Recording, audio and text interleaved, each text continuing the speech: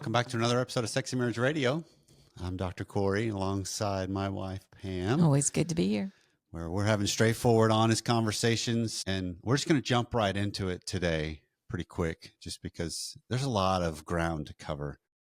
Okay. When we're talking about just how do we be better? Because we've had a series of the episodes we've been doing lately of coming at some of the different issues that we face in life with our sexuality and our sex lives, like masturbation, that we don't want to just necessarily look at it via the lens of technique or should you or shouldn't you, or, we want to help frame it better so that then people can look at what is it really allowing us to learn about ourselves and our relationship with our sex life. Okay. I mean, is that kind of fair to follow up and sum up some of the last couple of episodes you and I have done over the last month? Yeah, I think that's fair. Because what we're trying to actually accomplish is to look at this aspect of our married life and how do we look at it through a lens of growing up? How do we look at it through a lens of enhancing and deepening the connection? Because I think that's what helps. I think that's really what we're all looking for. I don't know. Tell me if I'm off on this, because if I'm off on this, it's going to be a really short show. So there's a lot riding on your answer here, Pam. I'm basing this off of the premise that I don't believe married couples, when they get further into marriage, just want to have the best pleasurable sex there is as far as a physical act. I believe they want something a lot more meaningful and deeper and connecting along with the pleasure. I would say if they're grown up people, that's what they want. Okay. But I think there's a lot of people that aren't evaluating their life and their relationship that way. They don't look at life through the lens of growing up or not, maturing or not, developing. So I think there's a lot of people who aren't looking for that. I don't know how many of those are listeners to the show. True. Maybe some, maybe that's what you come and listen to this podcast for initially. And then hopefully you see the bigger picture. That's what we're trying to do. I mean, we've done, if you look at the history of Sexy Marriage Radio, we've had a lifelong time of, 13 years, not lifelong, but 13 years of using sex and our sex lives more as a hook to talk about deeper issues. But they're still both important. Our sex lives are still vital and vibrant in our lives. I think they're an important aspect of married life. Absolutely.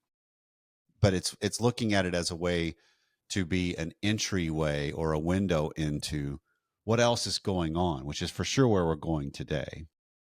And what else is going on in the relationship and me personally, right? The above. How am I viewing things? How am I dealing with life? Yeah. Yeah. Okay. All of the above. And so what we want to have happen is more conversation that takes place about this, which has been fun because I've noticed since we made the transition to Circle, which is the new platform which houses the Nation and the Academy. And by the way, there's like one more week or so left of getting the lifetime access to the Academy. That's going to go away because we're pretty well all moved over and migrated now. So we want people to take advantage of that, because in the Academy, there's been some really good dialogues about these last shows of getting into some deeper content and conversation as people are wrestling with it or asking questions and finding support from other members in there, which is the whole point of going through this together. And so you want to find this at smr.fm/academy. That's how you can come join us. And we also want to know what's going on with you and how this is landing. 214-702-9565 is the voicemail line, or feedback@sexymarriageradio.com is how you can email us to give us your thoughts. And let's keep this dialogue going, because I think technique matters, but it's not near as vital as the world would lead us to believe when it comes to our sex lives. And in this episode, particularly oral sex. I would agree with that. Right? Yeah. That, yes, there's elements of, if you're really bad at it, is it enhancing? But it also is data that's important to know. Well, so if you're really bad at it, yes. But when you get into the routine, mundane, it's always the same over and over, give me a different technique kind of thing. I think that's important. But where is that born then? Because this is kind of a tease out for what happens with our show today. Okay. Is that born in oh, I just was now all of a sudden learned a new technique to try with my tongue or a hand or a body part or add a marital aid, if you will? Or is it learned from a part in me that's born that wants to be more adventurous and erotic and sensual and assertive or present? Are those mutually exclusive? I think a lot of times, we'll unpack this in just a second more, but I think a lot of times, if we sum up today's episode, so I'm not using this as a way to let people, okay, move on with your day, have a great day, listen to the whole show, please. But I think a lot of times we want give me the better technique that's going to give me what it is that I'm hoping for, rather than, I think it's more, how do I have this born in me that then brings about the better technique, the desire for more prowess in this aspect of my life. And this will all make sense, I hope, more as we get into it. So coming up today on the regular version is a continuation of this conversation, but we're going to use it through the lens of oral sex and how it's more than just technique that makes it better. And what are some of the aspects and dynamics that are present that we aren't acknowledging or we're blind to, that we need to really bring into the equation to get more grown up, if you will, in this whole aspect of our lives. And on the extended content, which is deeper, longer, and there's no ads, you can subscribe at smr.fm/academy. We're going to talk about, okay, so now that we see what some of these dynamics that maybe we're blind to are, how do we utilize them and incorporate them into our lives as sexual people to actually be better and more engaged and more connected and more intimate during the various sexual aspects that we participate in together with our spouse. So all that's coming up right after this. All right, so we need to set a stage first, because tell me which way you think's best to go with this. We have used, everybody, if you're new to Sexy Marriage Radio, welcome. Glad to see you here. Check us out on YouTube, by the way, because the set's getting closer and closer to being done, if not almost already done now. But it's an element of, if you're new here, my training is under Dr. David Schnarch, is where I've done a ton of training when he was still alive. And he uses the concept called differentiation, which is the psychobabble term for being able to hold on to myself while being in close proximity to somebody else. They happen together simultaneously. Mm-hmm. It's not at the exclusion of one or the other. Differentiation is not individuation, where I am my own person. It's in the context of a relationship always. And we have used the terminology of growing up, right? Of helping us grow up. But I think sometimes for our conversations that are a little more theoretical, like we'll have today, I might need to use the word differentiation more. But I'm curious, because you're the one that's always like, no, don't keep changing words on me, dude, because it's harder to follow because I'm not quite sure what you mean. Sorry. It took me the longest time to understand what differentiation really meant, but I think it proves the point. Use the word. Okay, so I have your freedom to go ahead. I have the blessing. Use the word. I have the blessing. Okay. Most of our listeners are smarter than me, so they'll be fine using the word differentiation. Okay. So here's the way, if we look at our lives through the lens of our development, here's how it impacts our sex life, particularly as it pertains to oral sex. Okay. Right? Because I think we need to set the stage so that listeners, and I did this, went kind of through this inventory myself on, okay, how well am I with these different aspects? What do I know about me? Where am I missing some things maybe as it pertains to my sex life with you, right? Because we get the double benefit of presenting this, but also working through it and helping walk alongside other people too, all at the same time. So when we talk about how my ability to handle myself plays out in my sex life, particularly as it comes to oral sex, because this is like the show 2 weeks ago with masturbation, that the word oral sex hits people in a variety of different ways. Like when you know your spouse is really interested in participating in something or having something that's oral, there's a variety of, no, I can't do that. No, good girls don't do that. No, a guy, why would I go down there? You know, all of these different reactions, right? Yeah, yeah. because a lot of them Yeah. are based on anxiety, ignorance, experience, insecurity, Questions. What does it self-worth, say? right, identity, Yeah. and all of that is what's being exposed here. Yeah. And when I can look at it through that lens, the way this thing starts, as far as our conversation goes, to me, is how do I look at my reactions when I think about that aspect of my sex life? Do I even think about it? Or do I immediately get a disgust reaction or a little bit of an aversion reaction or a little bit of a really amped up? "Oh, yes, I'm desperate for that." Because if I can look at it on what does it elicit in me, there's my first entryway into what's the meaning of this. Yeah. And I mean, do we need to start off with our conversation is not even addressing the trauma side of it? The people who have had abuse in this arena, Fair, right? We're not even, but it still plays a part. it absolutely plays a part, but I don't think that that's where you're spending a lot of the time on what you're talking about today.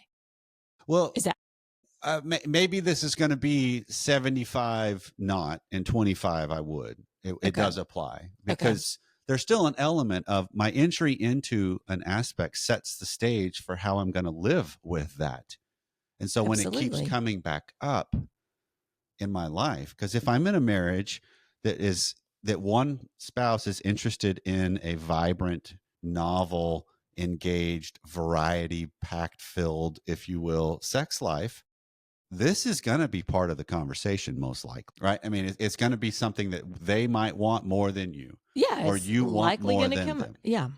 And so, regardless of how you have been introduced into this, it still is an aspect of your sex life. Mm-hmm. And so, understanding the trauma or the triggers or the aspects that based on how you were entered into this still is important to wrestle through the meanings associated with that, because is that meaning present now? That's part of our healing.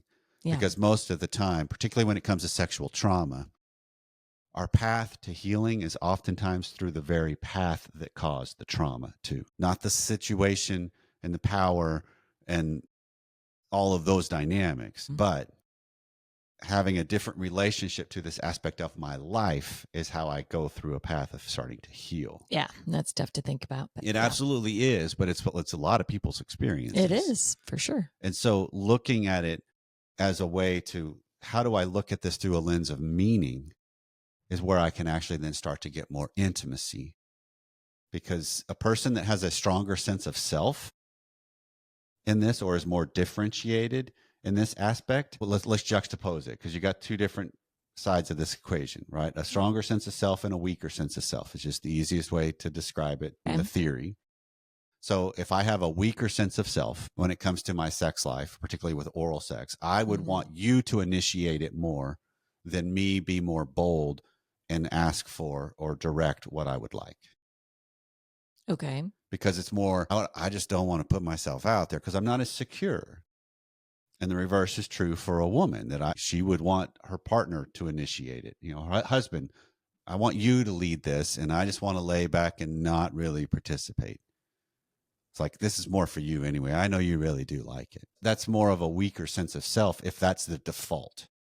Okay. But a stronger sense of self can be, I know that he really does like this, and I like that too. And, you know, so it's all about how I relate myself to that aspect. It's not necessarily what I do or don't do as much as we often think. Does that make sense? You're making it sound more, it's like more like an initiation thing. Strong sense of self means I'm someone that initiates, and vice versa. Okay.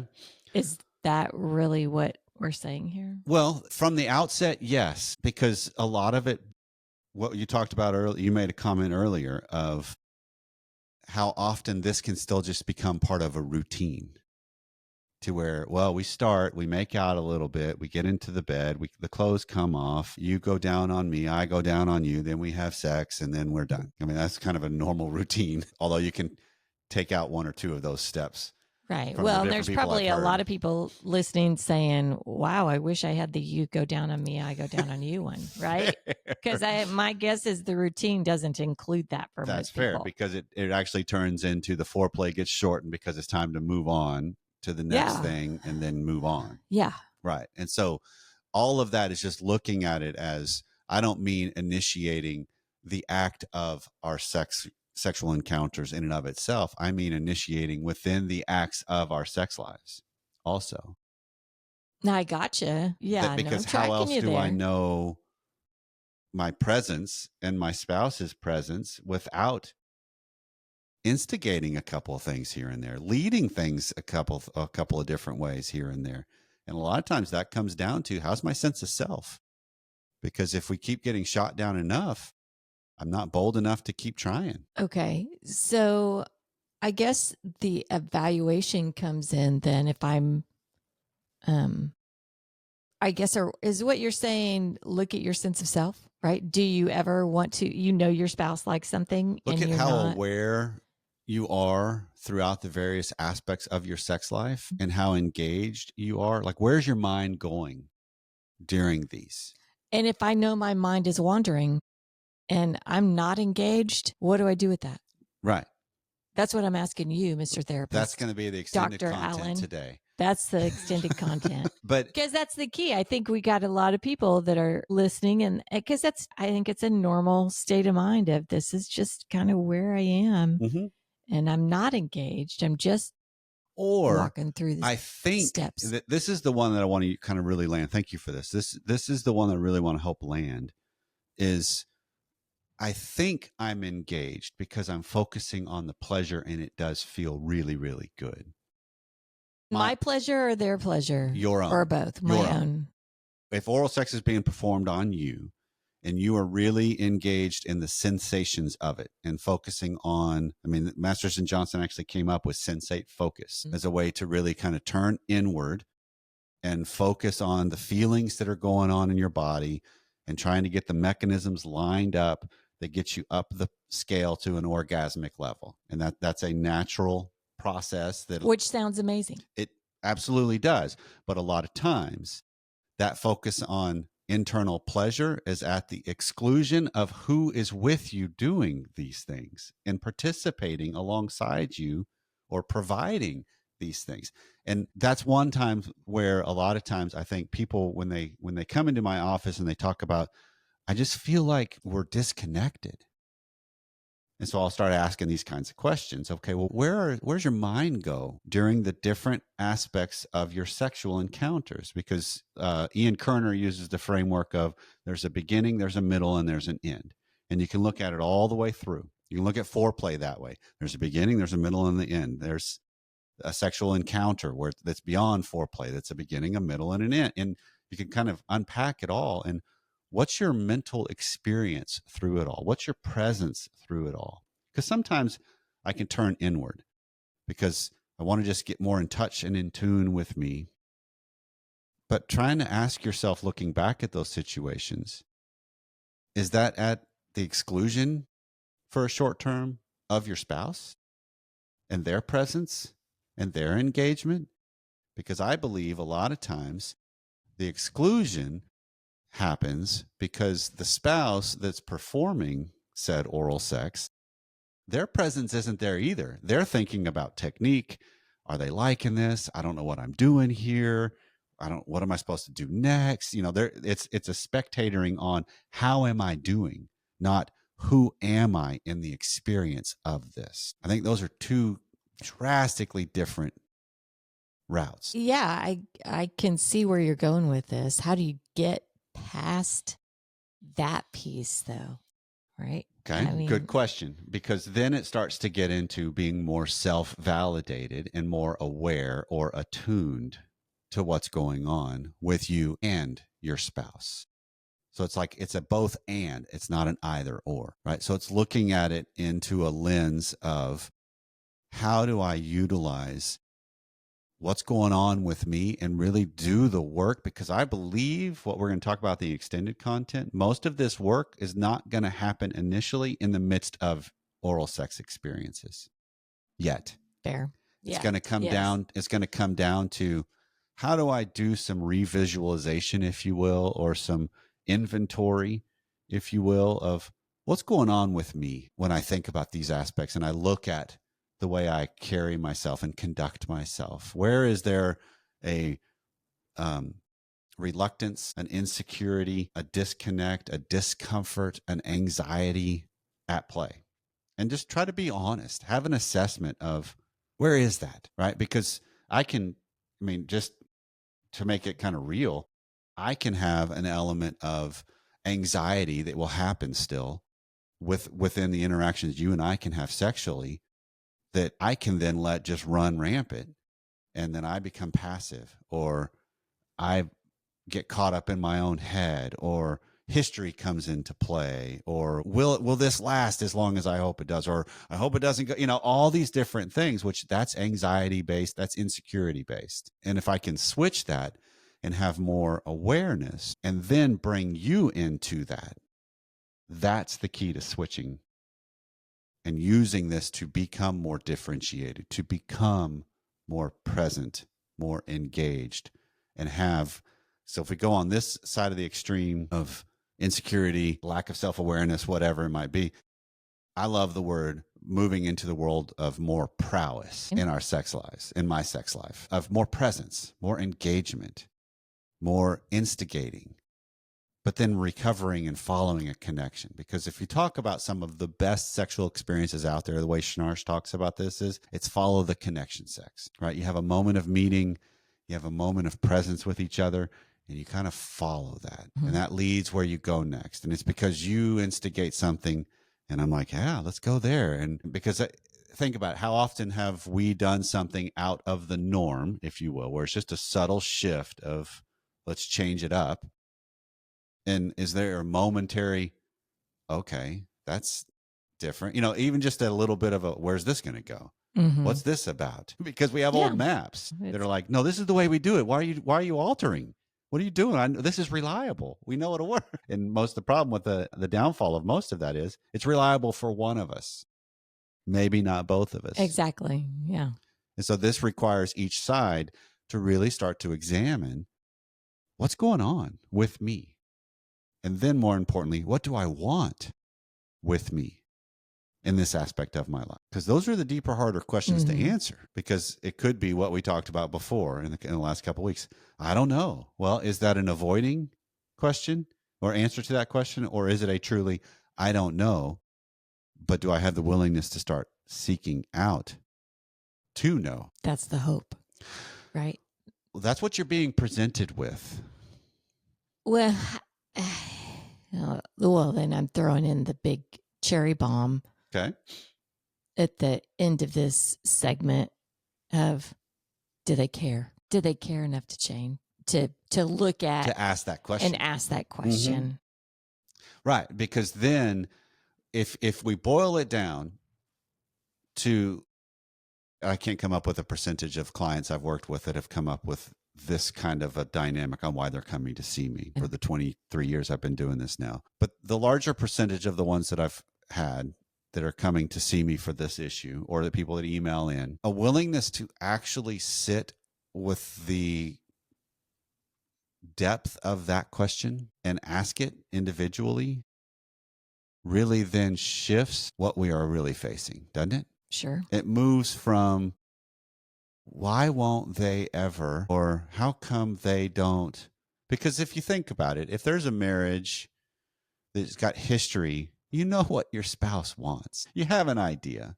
You have a pretty good idea That they like this, and they would prefer this, and they would love for you to wear this or lead it this way or approach you this way. And so it's not like it's not lack of information most of the time. Instead, it's lack of want to, lack of care, which that's a deeper issue to have to face. And so, yeah, I got nothing to say on that. It is a deeper issue to face. That's the scary one. Yeah. Because a lot of times we don't want to face that and accept that's what I'm really facing. That's what's really going on in my marriage. And that doesn't mean it's disastrous or hopeless.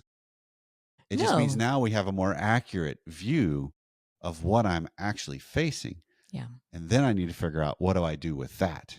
Yeah. Which that's where we're going to head in the extended context.